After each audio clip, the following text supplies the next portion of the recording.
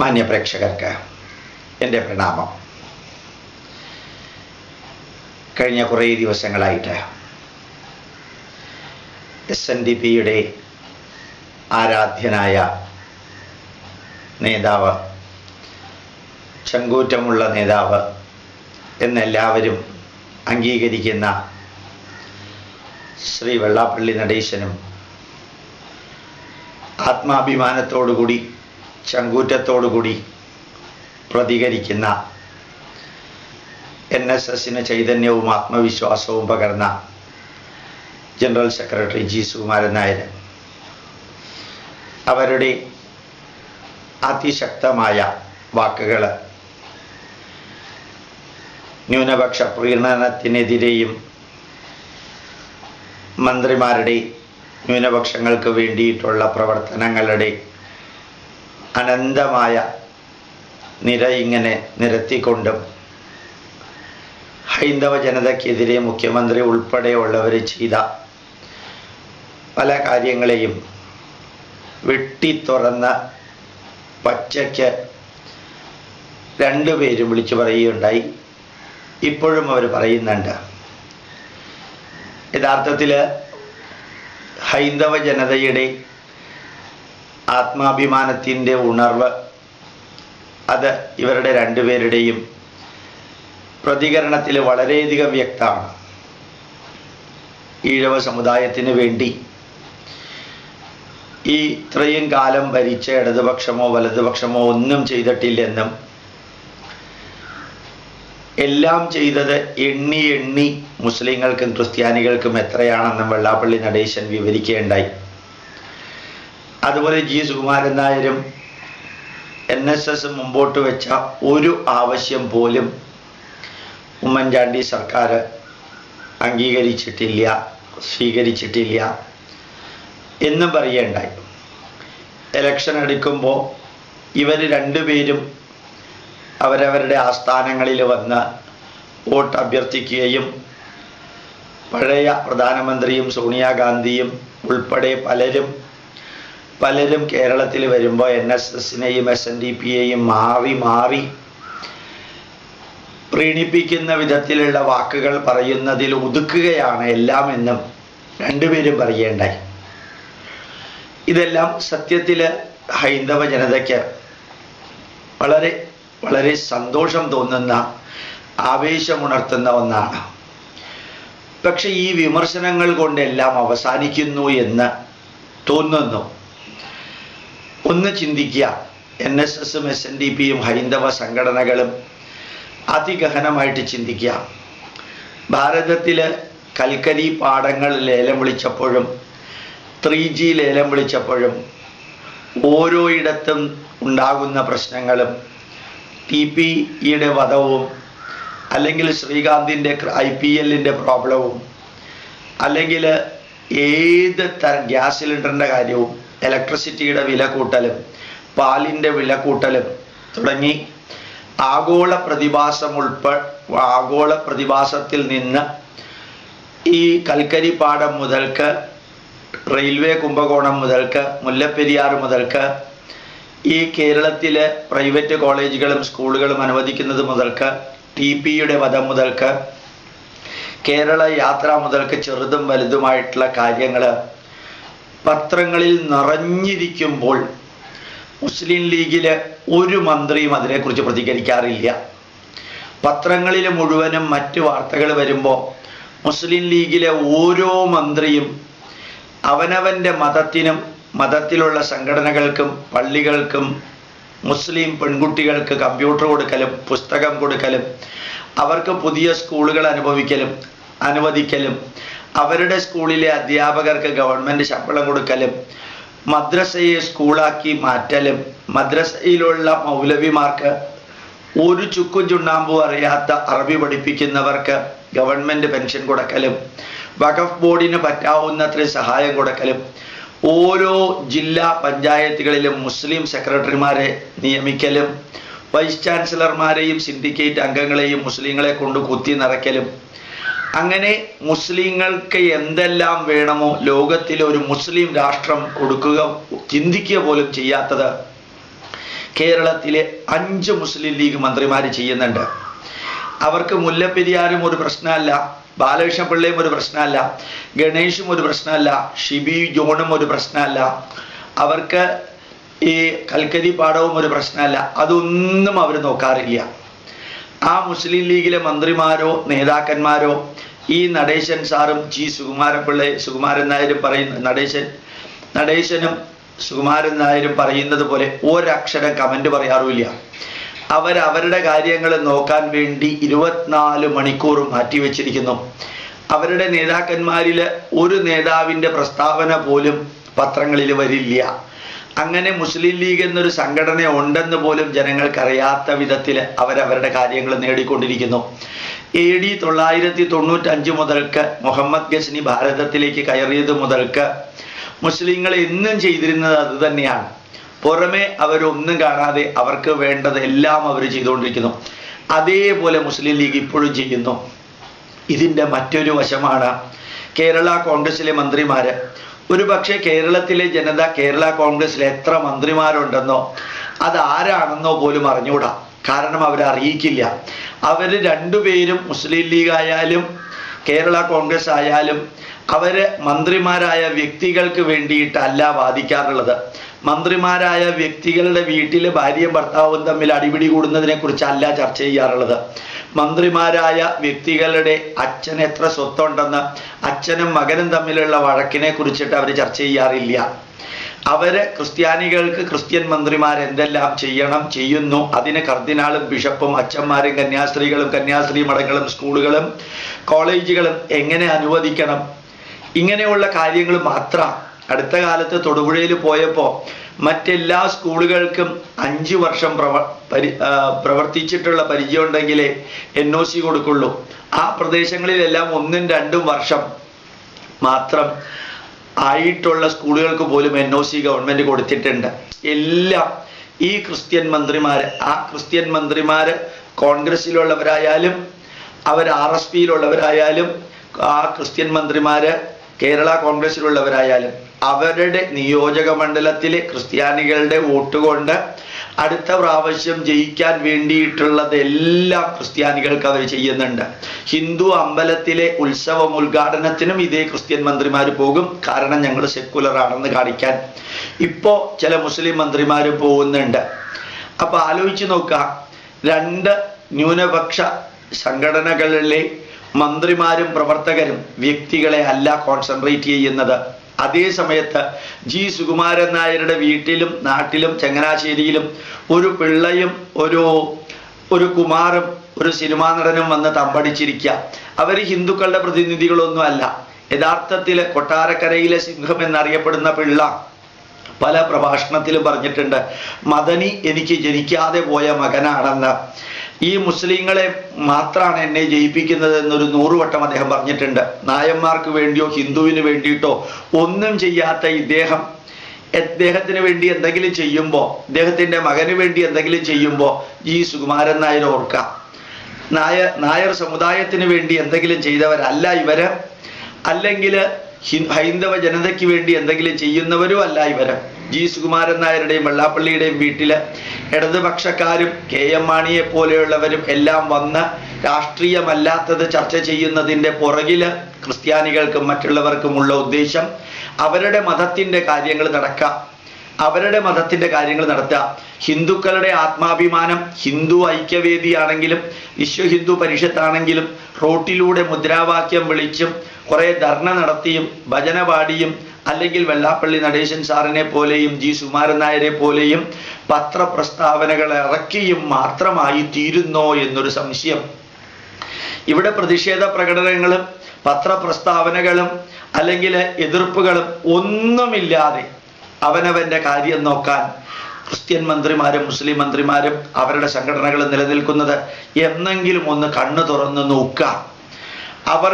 ഞാൻ രണ്ടുപേരോടും ഇതേപോലെയുള്ള ഒത്തിരി കാര്യങ്ങൾ പറയാൻ ആഗ്രഹിക്കും. NSSനോടും SNDPയോടും പറയുന്നു, നിങ്ങൾ എന്ത് നേടണം എന്നുള്ളതിനെ കുറിച്ച് ആദ്യം ഒരു ചാർട്ട് ഉണ്ടാക്കുക.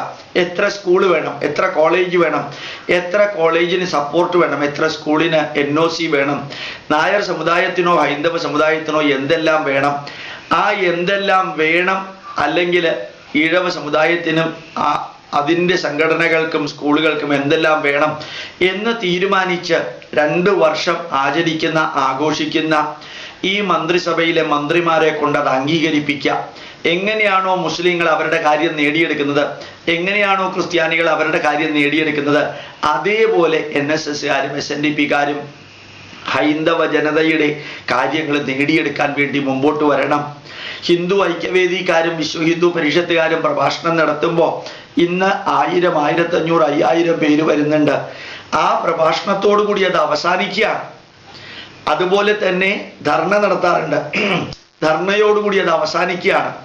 ഈ പ്രഭാഷണത്തിനും ഈ ധർണയും കഴിഞ്ഞ് വിശ്വ ഹിന്ദു പരിഷത്തുകാരാണെങ്കിലും ഹിന്ദു ഐക്യവേദിക്കാരാണെങ്കിലും ഹൈന്ദവ ജനതയുടെ ഏതെങ്കിലും കാര്യങ്ങൾ നേടിയെടുക്കാൻ ഒരു ചെറിയ കോർ കമ്മിറ്റി ഓരോ ജില്ലയിലും ഉണ്ടാക്കിയിട്ട്, അതുപോലെ NSS ഒരു കോർ കമ്മിറ്റി ഓരോ ജില്ലയിലും ഉണ്ടാക്കിയിട്ട്, SNDPയും നാടാർ മഹാജന സഖ്യവും പുലയ മഹാസഭയും അവരുടെ നേട്ടങ്ങൾ മുസ്ലിം ലീഗിനെയും അതുപോലെ കേരള കോൺഗ്രസിലെ ക്രിസ്ത്യാനികളെയും പോലെ നേടിയെടുക്കാനായിട്ട് ജില്ലാതലത്തിൽ 3 or 4 പേരുള്ള ഒരു ഗ്രൂപ്പ് ഉണ്ടാക്കി ഏത് ഹൈന്ദവ ആപ്ലിക്കേഷനുകളും അപേക്ഷകളും, അത് വിദ്യാഭ്യാസ സ്ഥാപനം തുടങ്ങാനാണെങ്കിലും അല്ലെങ്കിൽ ഹിന്ദു പാവപ്പെട്ട പെൺകുട്ടികൾക്ക് കമ്പ്യൂട്ടർ കൊടുക്കാനാണെങ്കിലും യൂണിഫോം കൊടുക്കാനാണെങ്കിലും പുസ്തകം കൊടുക്കാനാണെങ്കിലും ഇതെല്ലാം വേണമെന്ന് ആധികാരികമായി പറഞ്ഞ് ഈ അംഗങ്ങൾ മന്ത്രിയെ കണ്ട് അംഗീകരിപ്പിക്കുകയാണെങ്കിൽ അങ്ങനെ അംഗീകരിക്കാൻ തയ്യാറായിട്ടുള്ള ഒരു മന്ത്രിസഭയാണ് ഇത്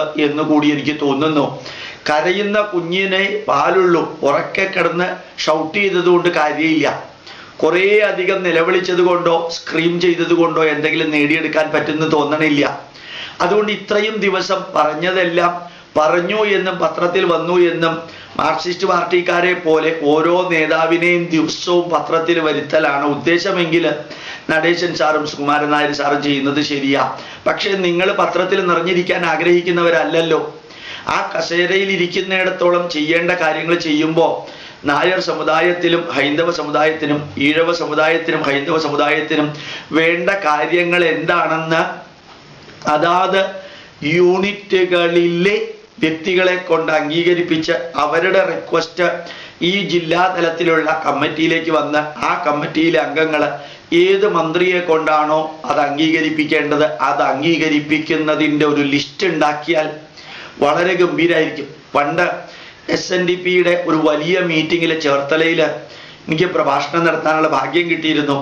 അവിടെ ഡോക്ടർ ഐസക് സാറും വന്നിരുന്നു. അന്നത്തെ ഫിനാൻസ് മിനിസ്റ്റർ, ഇടതുപക്ഷത്തിലെ ഫിനാൻസ് മിനിസ്റ്റർ തോമസ് ഐസക്കും ഉണ്ടായിരുന്നു. അവിടെ KR ഗൗരി മെമ്മോറിയൽ അല്ലെങ്കിൽ സ്മാരക കോളേജിന്റെ ഉടമസ്ഥനും ഉണ്ടായിരുന്നു. വലിയ വിദ്യാഭ്യാസമൊന്നുമുള്ള ആളാണെന്ന് എനിക്ക് തോന്നിയില്ല. തുറവൂരിനടുത്ത് വലിയൊരു ക്യാമ്പസിൽ അനവധി കോളേജുകളുടെ ഒരു അഗ്രിഗേഷൻ നടത്തുന്ന ആ വ്യക്തി ഈ ഡോക്ടർ തോമസ് ഐസക് സാറിനോട് സദസ്സിൽ വെച്ച് സ്വകാര്യമായിട്ട് പറയുന്നത് ഞാൻ കേട്ടു. ഞാൻ നാളെ അവിടെ സെക്രട്ടേറിയറ്റിലേക്ക് വരുന്നുണ്ട്, എൻ്റെ പേപ്പർ അവിടെ ഉണ്ട്, അത് കയ്യോടെ ശരിയാക്കി എൻ്റെ കയ്യിൽ തരണം. 2-3 പ്രാവശ്യം ഒന്നും സെക്രട്ടേറിയറ്റിലേക്ക് വരാൻ എനിക്ക് നേരെയില്ല എന്ന് അത്രയും വിദ്യാഭ്യാസം ഇല്ലാത്ത ആ മനുഷ്യൻ 7-8 തരത്തിലുള്ള കോളേജുകൾ നടത്തുന്ന ആ മനുഷ്യൻ തോമസ് ഐസക്കിനോട് പറഞ്ഞപ്പോൾ തോമസ് ഐസക്ക് സാറ് വളരെ വളരെ ശാന്തമായിട്ട് വന്നോളൂ, 2:30 മണിക്ക് വന്നോളൂ, ഞാൻ എല്ലാം റെഡിയാക്കി വെച്ചിരിക്കാമെന്ന് പറയുന്ന കാഴ്ച നേരിട്ട് കണ്ടു. അവർ സംസാരിക്കുന്നത് ഞാൻ നേരിട്ട് സ്റ്റേജിൽ തോമസ് ഐസക് സാറിൻ്റെ ഇടത് സൈഡിൽ ഇരുന്നുകൊണ്ട് കേൾക്കുകയും ചെയ്തു. തോമസ് ഐസക് സാറ് കുറേ കാര്യങ്ങൾ എന്നോട് ചോദിക്കുകയും ചെയ്തു. സ്റ്റേജിൽ വെച്ച് തന്നെ ശ്രീനാരായണ ഗുരുദേവന്റെ സമാധിയോടനുബന്ധിച്ചിട്ടുള്ള ഒരു ചടങ്ങിൽ ആയിരുന്നു ഇത് സംഭവിച്ചത്. ഇത് ഞാൻ ഇവിടെ പറയാൻ കാരണം ആരാധ്യനായ സുകുമാരൻ നായർ സാറും ആരാധ്യനായ വെള്ളാപ്പള്ളി നടേശൻ സാറും അതുപോലെ ബ്രാഹ്മണ മഹാസഭയായാലും ഈഴവ മഹാസഭയായാലും അതുപോലെ നാടാർ മഹാസഭയോ പുലയ മഹാസഭയോ ആരായാലും എന്താ വേണ്ടത് നമുക്ക് നമ്മുടെ സമുദായത്തിന് എന്ന് നേരത്തെ തീരുമാനിക്കാം. ഓരോ ക്രിസ്ത്യാനിയിലെ വിഭാഗം, അത് പെന്തക്കോസ്ത് ആണെങ്കിലും സെവൻത്ത് ഡേ അഡ്വന്റിസ്റ്റ് ആണെങ്കിലും സാൽവേഷൻ ആർമി ആണെങ്കിലും കത്തോലിക്കരാണെങ്കിലും സിറിയൻ കത്തോലിക്കനോ ലാറ്റിൻ കത്തോലിക്കനോ ആണെങ്കിലും അതുപോലെ മുസ്ലിങ്ങളിൽ MES ആണെങ്കിലും മുജാഹിദാണെങ്കിലും അല്ലെങ്കിൽ സുന്നി ആണെങ്കിലും ഷിയ ആണെങ്കിലും എല്ലാവരും അവരവരുടെ ഗ്രൂപ്പിനകത്ത് എന്തൊക്കെയാ ആവശ്യം എന്നുള്ളത് നേടിയെടുക്കാൻ നേരെ ക്രിസ്ത്യൻ മന്ത്രിമാരെയും മുസ്ലിം മന്ത്രിമാരെയും കണ്ട കാര്യങ്ങൾ ഒപ്പിട്ട് മേടിക്കുന്ന കാഴ്ച ഈ ആയിരങ്ങളെ ചേർത്ത് റോട്ടിലൂടെ പ്രൊസഷൻ നടത്തുന്നതിനേക്കാളും ദിവസവും പത്രപ്രസ്താവന ഇറക്കുന്നതിനേക്കാളും എത്ര നല്ലതാണെന്ന് ആലോചിച്ച് നോക്കാം. ടു ബി എഫിഷ്യൻ്റ് അല്ല ലോകം, ടു ബി എഫക്റ്റീവ് ആണ് ഇപ്പോഴത്തെ ലോകം. നിങ്ങൾ എന്തെല്ലാം പറഞ്ഞു എന്നുള്ളത് ഹൈന്ദവ ജനതയ്ക്ക് ആവേശകരമായിരിക്കാം. ആ ആവേശം വായിക്കുന്ന സമയത്തോടു കൂടി തീരും. ആവേശം നിലനിൽക്കണമെങ്കിൽ എന്തെല്ലാം പറഞ്ഞു എന്നുള്ളതല്ല, എന്തെല്ലാം ചെയ്തു. NSSലെ ജി സുകുമാരൻ നായർ ഈ നമ്മുടെ കേരള യാത്ര നടത്തിയ വ്യക്തി ആണെങ്കിലും, അല്ലെങ്കിൽ ഇനി മന്ത്രിയാവാൻ പോകുന്ന സിനിമാ നടനാണെങ്കിലും, അല്ലെങ്കിൽ മഹാഭൂരിപക്ഷത്തിന്റെ നേതാവാകാൻ പോകുന്ന പിള്ളയെ കൊണ്ടാണെങ്കിലും, അല്ലെങ്കിൽ ഇപ്പൊ ഇരിക്കുന്ന നായന്മാരെ കൊണ്ടായാലും മന്ത്രിസഭയിൽ, അല്ലെങ്കിൽ സാക്ഷാൽ ഉമ്മൻചാണ്ടിയെ കൊണ്ടാണെങ്കിലും നേടിയെടുക്കാനുള്ളത് പേപ്പറിൽ ഒപ്പിട്ട് നേടിയെടുക്കുന്നത് വരെ വിശ്രമിക്കാത്ത ഒരു ചങ്കൂറ്റമുള്ള ഗ്രൂപ്പിനെ ഉണ്ടാക്കണം. വർക്ക് ചെയ്യും അത് കേരളത്തിലെ അത് വർക്ക് ചെയ്യുള്ളൂ. ആലോചിച്ച് നോക്കുക. ക്രിസ്ത്യാനികളുടെ കാര്യം നോക്കുന്നുണ്ട്. കർണാടകത്തിൽ BJP മന്ത്രിസഭ താഴെ വീണു. അടുത്ത ദിവസം കോൺഗ്രസ് മന്ത്രിസഭ കയറി. ആദ്യം ഹോം മിനിസ്ട്രി തീരുമാനിച്ചത് കേരളത്തിലെ ജോർജിന. ഈ യെദ്യൂരപ്പയെ പോലെയുള്ളവർ കർണാടകത്തിൽ മതപരിവർത്തനം തടയാൻ എന്തെല്ലാം ചെയ്തോ അത് മാറ്റലാണ് ജോർജിന്റെ ആദ്യത്തെ ജോലി. ആ ക്രിസ്ത്യാനി കർണാടകത്തിലെ അതിന്യൂനപക്ഷം, സൂക്ഷ്മ ന്യൂനപക്ഷമാണെങ്കിൽ പോലും ഏറ്റവും പ്രശസ്തമായ ഒരു കസേര അദ്ദേഹത്തിന് നേടാൻ സാധിച്ചു. ഇനി മന്ത്രിയായിരുന്നു കൊണ്ട് എന്ത് വേണമെങ്കിലും ചെയ്യാം. കണ്ണൂരായാലും കോഴിക്കോടായാലും കേരളത്തിലെ മുഴുവൻ സർവകലാശാലകളിലെയും ടോപ്പിലിരിക്കുന്ന വൈസ് ചാൻസലർമാരെല്ലാം മുസ്ലിങ്ങളാണ്. അപ്പൊ ആ സർവകലാശാല മുസ്ലിങ്ങളുടെ കൈപ്പിടിയിൽ ഒതുക്കാൻ ഒരു വിഷമമില്ല. ജില്ലാ നേതൃത്വം മുസ്ലിങ്ങളുടെ കൈപ്പിടിയിൽ ഒതുങ്ങിയിരിക്കുകയാണ്. ഏത് കോർപ്പറേഷൻ എടുത്തു കഴിഞ്ഞാലും, ഏത് ഡിപ്പാർട്ട്മെന്റ് എടുത്താലും അതിന്റെ സെക്രട്ടറിമാരും അതിന്റെ ചെയർമാൻമാരും മുസ്ലിങ്ങളാണ്. അപ്പൊ ചുവട്ടിൽ എത്ര ഹിന്ദുക്കൾ ഉണ്ടെങ്കിൽ കാര്യമില്ല, മുകളിലുള്ളവരുടെ നിർദ്ദേശം അനുസരിച്ച് ആ കാര്യങ്ങളെല്ലാം പോവാം. അപ്പൊ ആലോചിച്ച് നോക്കാം. അവർക്ക് എന്താ ചെയ്യേണ്ടതെന്ന് അറിയാം, നമുക്ക് എന്താ പറയേണ്ടതെന്നറിയാം. അത്രയേ ഉള്ളൂ. എന്താ പറയേണ്ടത് എന്നുള്ളത് ലോകത്തിലെ ആരും ബോധേഡല്ല. പറയുന്നത് കേട്ട് ഏതാനും നിമിഷങ്ങൾക്കകം അതെല്ലാം ഇല്ലാതെയാവും. അതുകൊണ്ട് ഞാൻ ജി സുകുമാരൻ നായരിനോടും അതുപോലെ വെള്ളാപ്പള്ളി നടേശനോടും പറയുന്നു, എങ്ങനെയാണോ നിങ്ങൾ സമുദായത്തെ ചൈതന്യവത്താക്കുന്നത് അതുപോലെ മറ്റുള്ളവരും ഇവരുടെ ഇത് കണ്ട് നിരന്തരം പത്രപ്രസ്താവനയും വിമർശനാത്മകമായിട്ടുള്ള കാര്യങ്ങളും പറയുന്നതോടൊപ്പം നേടിയെടുക്കാനുള്ളത്, ഒരു മാസം കൊണ്ട് നേടിയെടുക്കാനുള്ളത് എന്തെല്ലാമാണ് എന്ന് കൂടി ചാർട്ട് ഔട്ട് ചെയ്തിട്ട് മന്ത്രിയുടെ അടുത്ത് എന്ന് ഒപ്പിട്ട് മേടിച്ച്, ഫോൺ വിളിച്ച് അപ്പോയിൻമെന്റ് എടുത്ത് ഒപ്പിട്ട് വാങ്ങിച്ചാൽ അത് തരുന്ന ഒരു മന്ത്രിസഭയാണെന്നുള്ളതിന് സംശയമൊന്നുമില്ല എനിക്ക്. ഈ മന്ത്രിസഭ വളരെ തുച്ഛമായ ഭൂരിപക്ഷത്തിൽ നിൽക്കുന്നത് കൊണ്ട് എല്ലാ സമുദായത്തിനെയും പ്രീണിപ്പിക്കാൻ അവർ ആഗ്രഹിക്കുന്നുണ്ട്. എല്ലാ സമുദായത്തിനെയും പ്രീണിപ്പിക്കാൻ ആഗ്രഹിക്കുന്നതിൻ്റെ കൂട്ടത്തില് പുലയ മഹാസഭ, നാടാർ മഹാസഭ, NSS, SNDP അതിവിശാലമായ ഒരു അണികളുള്ളത് കൊണ്ട് അവരെയും വേണ്ടത് ചെയ്യാൻ അവര് റെഡിയായിരിക്കും. ആവശ്യവും കൊണ്ട് അവിടെ ചെല്ലാതെ ഞങ്ങൾക്കൊന്നും തരുന്നില്ല എന്ന് സെക്രട്ടേറിയറ്റിന്റെ ഗേറ്റിന്റെ മുമ്പിൽ മുദ്രാവാക്യം വിളിച്ചതുകൊണ്ട് എന്താ പ്രയോജനമുള്ളത്? ആലോചിച്ച് നോക്കാം. അതുകൊണ്ട് എല്ലാ NSSകാരോടും എല്ലാ SNDPക്കാരോടും പുലയ മഹാസഭയിലെ പ്രവർത്തകരോടും അഭ്യർത്ഥിക്കുന്നു, നിരന്തരമായി അഭ്യർത്ഥിക്കുന്നു. ഇത് ഹിന്ദുവിന്റെ കാര്യമായതുകൊണ്ടാണ് ഞാൻ പറഞ്ഞത്. മറ്റ് രാഷ്ട്രീയത്തിൽ ഒന്നിലും ഒരു താല്പര്യവും എനിക്കില്ല. നിങ്ങൾ ഏത് രാഷ്ട്രീയക്കാർക്ക് വേണ്ടി വോട്ട് ചെയ്താലും വിരോധമില്ല, വോട്ട് ചെയ്തില്ലെങ്കിലും വിരോധമില്ല. ആലോചിച്ച് നോക്കാം. കമ്മ്യൂണിസ്റ്റ് പാർട്ടി ഹിമാലയത്തിലേക്ക് പോകുന്ന 2 പാർട്ടി പ്രവർത്തകരെ വിലക്കി. അതേ കമ്മ്യൂണിസ്റ്റ് പാർട്ടി പുരോഗമനവും യുക്തിവാദവും മതം നശിച്ചാൽ അത്രയും അന്ധവിശ്വാസം ഇല്ലാതെയായി എന്ന് പറയുന്ന അതേ കമ്മ്യൂണിസ്റ്റ് പാർട്ടിയിലുള്ള മുസ്ലിങ്ങൾ ഹജ്ജിന് പോകുമ്പോൾ വിലക്കാറില്ല. ക്രിസ്ത്യാനികൾ മലയാറ്റൂർ പള്ളിയിലേക്കോ അല്ലെങ്കിൽ കുരിശുമല കയറ്റത്തിനോ പോകുമ്പോൾ ഇതേ പിണറായി വിജയനും അച്യുതാനന്ദനും അവിടെയുള്ളവരും വിലക്കാറില്ല. ഹിന്ദുക്കൾക്ക് മാത്രമാണ് വിലക്ക്. അത് കമ്മ്യൂണിസ്റ്റ് പാർട്ടിയുടെ ജന്മസ്വഭാവമാണ്. ആ ജന്മം അവർ ചെയ്തിരുന്നതാ. മറ്റു മതങ്ങളെ പരോക്ഷമായിട്ട് പ്രീണിപ്പിക്കുക, പ്രത്യക്ഷമായിട്ട് പ്രീണിപ്പിക്കുക. അവർക്കറിയാം ഒരു മുസ്ലിമും ഒരു ക്രിസ്ത്യാനിയും കമ്മ്യൂണിസ്റ്റ് പാർട്ടിക്ക് വേണ്ടി വർക്ക് ചെയ്യില്ല. കമ്മ്യൂണിസ്റ്റ് പാർട്ടിയിലുള്ളതിൽ 97% ഹിന്ദുക്കളാണ്. ആ ഹിന്ദുക്കളുടെ നേതൃത്വത്തിൽ ധാരാളം ക്രിസ്ത്യാനികളും മുസ്ലിങ്ങളും കമ്മ്യൂണിസ്റ്റ് പാർട്ടിയിലുണ്ട്. അവര് രാത്രി മുസ്ലിം ലീഗും പകൽ കമ്മ്യൂണിസ്റ്റ് പാർട്ടിയാണ്, രാത്രി കേരള കോൺഗ്രസും പകൽ കമ്മ്യൂണിസ്റ്റ് പാർട്ടിയും ആണെന്ന് കൂടി മറക്കരുത്. അവരുടെ അടുത്ത് മുസ്ലിങ്ങൾ എന്തെങ്കിലും വേണ്ടി വരികയാണെങ്കിൽ അവരെല്ലാം ചെയ്യും. പാലോളി മുഹമ്മദ് എന്ന് പറയുന്ന കമ്മ്യൂണിസ്റ്റുകാരനാണ് 2 രൂപയ്ക്ക് മുല്ലയ്ക്കും മുക്രിക്കും അരി ആദ്യം കൊടുത്തത് എന്നുള്ളത് മറക്കരുത്. അദ്ദേഹമാണ് മുസ്ലിങ്ങൾക്ക് വേണ്ടി ഓരോന്നും ചെയ്തത് കമ്മ്യൂണിസ്റ്റ് പാർട്ടിയിൽ ഇരിക്കുമ്പോൾ തന്നെ. അതേ കമ്മ്യൂണിസ്റ്റ് പാർട്ടിയിലെ നേതാക്കന്മാര് ഹിന്ദുക്കളായവര് തൻ്റെ മക്കളെ അമൃതാനന്ദമയിയുടെ ഇന്റർനാഷണൽ സ്കൂളിലോ നാഷണൽ സ്കൂളിലോ കോയമ്പത്തൂരിലോ പഠിപ്പിച്ചിട്ട് അതേ പാർട്ടി സെക്രട്ടറി തൻ്റെ മക്കളെ ഹിന്ദു സ്കൂളിൽ പഠിപ്പിച്ച് അമൃതാനന്ദമയെ എതിർക്കുന്നവരാണെന്ന് മറക്കരുത്. കൽപ്പറ്റയിൽ അടുത്ത കാലത്ത് പോയപ്പോൾ അവിടെ ഇടതുപക്ഷത്തിന്റെ പ്രഗത്ഭനായ CITUവിന്റെ നേതാവ് മൈസൂരിൽ ചെന്ന് അമൃതാനന്ദമയെ നമസ്കരിച്ച് അമൃതാനന്ദമയുടെ അനുഗ്രഹം വാങ്ങിച്ചു വന്ന് കൽപ്പറ്റയിൽ വന്ന് അമൃതാനന്ദമയ്ക്കെതിരെ അയാൾ വലിയ പ്രഭാഷണം നടത്തി. ആലോചിക്കുക, ഇടതുപക്ഷത്തിൽ നിന്നും ഹിന്ദുവിനെതിരെയാണ് പ്രവർത്തനം നടക്കുന്നത്. വലതുപക്ഷത്തിലും അതില് മുസ്ലിം ലീഗ് ആയാലും കേരള കോൺഗ്രസ് ആയാലും അവർ ഹിന്ദുക്കൾക്കെതിരെ എന്തെങ്കിലും ചെയ്യുന്നുണ്ടോ ചെയ്യുന്നില്ലയോ എന്നല്ല, അവരവരുടെ കാര്യം നോക്കാൻ വേണ്ടി മാത്രം പ്രവർത്തിക്കുമ്പോൾ ഹൈന്ദവ ജനതയ്ക്ക് വേണ്ടി പ്രവർത്തിക്കാൻ നടേശൻ സാറിനോടും സുകുമാരൻ സാറിനോടും ഞാൻ അഭ്യർത്ഥിക്കുന്നു. ഇനിയും വൈകിയാൽ ഈ 3 വിഭാഗവും ചേർന്ന് കേരളത്തിലെ ഹൈന്ദവ ജനതയുടെ ആത്മവിശ്വാസം തകർക്കുമെന്ന് മാത്രമല്ല, ഹൈന്ദവ ജനത ഏറ്റവും വലിയ ന്യൂനപക്ഷമാകും. മുദ്രാവാക്യം വിളിക്കാനും ഭജന പാടാനും അല്ലെങ്കിൽ സങ്കീർത്തനം ചൊല്ലിക്കൊണ്ടും ഈ ലോകത്തിലെ ഒരാളും അവകാശപ്പെട്ടത് നേടിയിട്ടില്ല എന്നുള്ളത് കൂടി അറിയാൻ സാധിക്കട്ടെ. ആവേശകരമായ പ്രസംഗം ആവശ്യത്തെ എല്ലാത്തിനെയും തരില്ല. കാരണം ആ പ്രസംഗം ആ പ്രദേശത്ത് അലയൊലി ഉണ്ടാക്കുമെന്നല്ലാതെ അല്ലെങ്കിൽ അഭിപ്രായം രൂപീകരിക്കുമെന്നല്ലാതെ നേടിയെടുക്കാനുള്ളത് നേടിയെടുക്കാൻ പത്രവും അതുപോലെ പത്രത്തിലെ ആവശ്യങ്ങളും ചേർത്ത്, പത്രം ഞാൻ ഉദ്ദേശിച്ചത് ആവശ്യങ്ങൾ എഴുതിയ പത്രം, പേപ്പർ, ആ പത്രവും കൊണ്ട് പോകേണ്ട സ്ഥലത്ത് പോയി നേടേണ്ടത് നേടാൻ നിങ്ങൾക്ക് സാധിക്കട്ടെ എന്ന് വളരെ ചെറിയ മനുഷ്യനായ ഗോപാലകൃഷ്ണൻ, ഇതൊക്കെ മാതൃഭൂമിയിലും മനോരമയിലൊക്കെ വരുന്ന എഡിറ്റോറിയൽ മാതിരി അല്ല ഞാൻ പറയുന്നത്, ഹൈന്ദവ ജനതയുമായി ബന്ധപ്പെട്ട കാര്യമായതുകൊണ്ട് മാത്രമാണ് ഞാൻ പറയുന്നത് എന്നുകൂടി ഓർമ്മിപ്പിച്ചുകൊണ്ട് ധന്യമായ ഈ സന്ദേശം നിങ്ങൾക്ക് തരാൻ സാധിച്ചതിൽ സന്തോഷമുണ്ട്. പ്രണാമം, നമസ്കാരം.